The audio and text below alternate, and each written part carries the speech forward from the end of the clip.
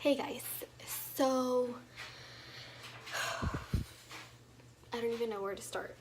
Um, I am doing this video because I don't have followers yet. And I'm sure that, a lot of people are not gonna see this video, but if one person sees it and it makes a difference for them, then so be it. That's more than enough for me.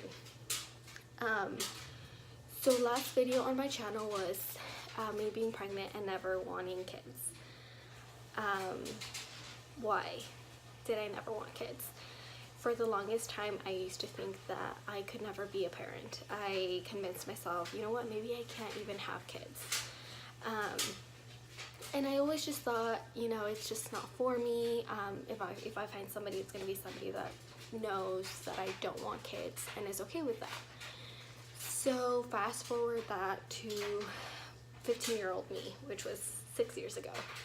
I met somebody and I told him, like, I never want kids. He had proposed to me and I told him I don't want kids. I feel like you might want that in the future. I never want that for me. So are you okay with that? He was totally okay with it, did not care at all. Most wonderful man I've ever met in my life. So we've been together for 6 years now. And about a couple months ago, not that long ago, maybe sometime last year, I told him, you know what, maybe I do want a kid. Let's try for one. And he was thrilled. He did want kids, but he loved me so much that he was willing to not have any kids. And then I started to wonder, why I always thought I never wanted kids. Because I knew it wasn't my husband that changed my mind. It was me. Something in me had changed, and I didn't know what it was. I started to put a lot of things under the microscope. I started to think about my life a lot, where it had brought me. I've always done pretty good for myself. I've always worked. I like nice things. I work for my nice things. I just never understood what was missing, why I never wanted kids. Growing up, my parents were never really around. They were out working all the time, and I could never say anything about them not being home because it would always turn back to, I'm doing everything I can to get you what you have, which understood, but at the same time, I didn't want everything. I wanted them at home with me. And I thought, maybe that's why I don't want kids. I don't want to do that to my kids, but I mean, those are things that I could have changed myself, that I know I'm gonna change when I have my baby. But the more I think about it, the more I grow up, the more I turn into a woman, I think, what was holding me back so much? And then I realized I moved out when I was 15, went to go live with my now husband. I started working immediately, kept myself busy all the time. Never really went to go see my family. It was my husband who would tell me, we have to go because they're having a party, or they're doing this, or they're doing that. It's your niece, it's your nephew, whatever. My family's really, really big. I was the youngest one, am the youngest one. But now, as a grown-up, when I go over, I realized how toxic everybody was for me. How every time I was there, it was fighting, it was arguing, something was always wrong. I was never happy around them. And it took a long time for me to realize that. I mean, I'm 21 years old and I just now realized it. Right before getting pregnant, I realized why I never wanted kids. And it was because of my family. They were really toxic to me. They hurt me so much. I was in deep depression. When I met my husband, he saved me. I went to therapy. They made fun of me going to therapy. I was really depressed. They made fun of me being really depressed. Nothing was ever good enough. And I wasn't the problem. It was them. I posted something, reposted something on my Facebook, my personal Facebook, about how we need to stop telling people, well, that's your mom, that's still your dad, that's still your sister, that's still your brother. Because if somebody is toxic, you're able to walk away from that. You're able to make your own life away from them. If they hurt you, walk away. You don't have to stay there. You need to look out for yourself and be happy with yourself. you know? And nobody ever told me that.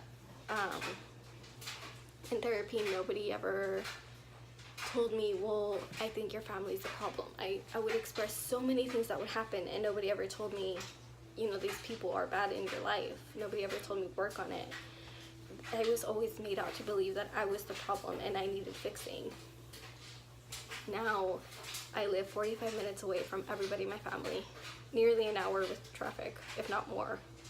Almost 2 hours with traffic, if I'm completely honest. And I've never been so happy in my life. I've never been so content with my life.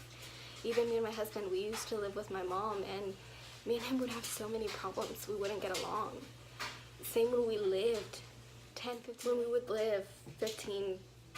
minutes away from our parents, it was fighting all the time. I wasn't happy.